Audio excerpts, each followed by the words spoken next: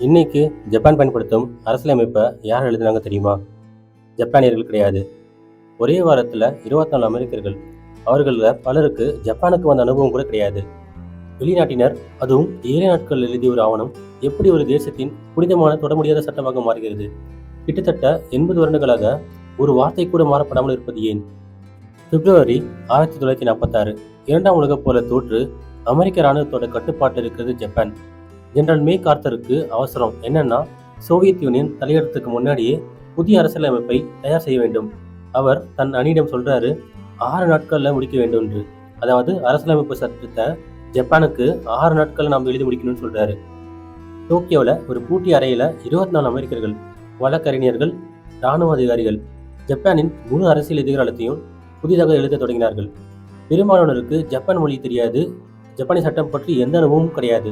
அவர்களில் ஒருவர் வெறும் 22 வயது நிரம்பிய பியட் சிரட்டா கார்டன் என்ற ஒரு பெண். அவளுக்கு கொடுக்கப்பட்டது குடிமக்களின் உரிமைகள் பிரிவு. ஜப்பானில் வளர்ந்த அவள் பெண்கள் சொத்து வைத்திருக்க முடியாமல், திருமணத்தில் எந்த உரிமையும் இல்லாமல் வாழ்வதை நேரில் பார்த்திருக்கிறாள். அதனால் அவள் எழுதுகிறாள், சம உரிமை திருமணம், சம சொத்து உரிமை, ஜப்பானிய பெண்கள் அதுவரை கண்டிராத உரிமைகள். அதுக்கப்புறம் வரது பார்த்தீங்கன்னா ஆர்டிகல் 9. ஜப்பான் இனி ஒருபோதும் இராணுவம் வைத்திருக்கக்கூடாது, போர் தொடுக்கக்கூடாது என்ற வரி. இது ஒரு பரிந்துரை இல்லை, தன் மீதே போர் தொடுத்த நாடே இந்த நரித்தந்திர வாக்குமூலத்தை எழுதுகிறது.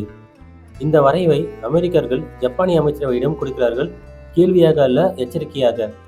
48 மணி நேரத்தில் மொழிபெயர்த்து ஏற்றுக்கொள்ளுங்கள், இல்லை என்றால் இதை பொதுமக்கள் முன் வெளியிடுவோம், நீங்கள் சக்தியற்றவர்கள் என்று இந்த உலகிற்கு தெரியும்.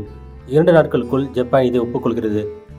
இன்று அந்த தற்காலிக வரைவு, அதாவது அவங்க எழுதின அந்த தற்காலிக அரசியலமைப்பு திட்டம் தான் உலகின் மிக நீண்ட காலமாக மாறப்படாத அரசியலமைப்புகளில் ஒன்று. போரை தடை செய்யும் ஆர்டிகல் 9 இன்னும் அப்படியே இருக்கிறது. ஆனால் மிக ஆச்சரியமான உண்மை என்னன்னு தெரியுமா? அந்த ஆவணத்தில் இன்று வரை ஜப்பான் எந்த வார்த்தையும் மாற்றவில்லை. ஏனெனில் மாற்ற வேண்டுமா என்பதே இன்னும் ஜப்பானிய அரசியலில் மிகப்பெரிய தீர்க்கப்படாத சர்ச்சை. இன்னும் பல சுவாரஸ்யமான விஷயம் என்னன்னா, ஜப்பானோட அரசியலமைப்பை ஆங்கிலத்தில் தான் முதல்ல எழுதினாங்க, ஜப்பான் மொழியில கிடையாது.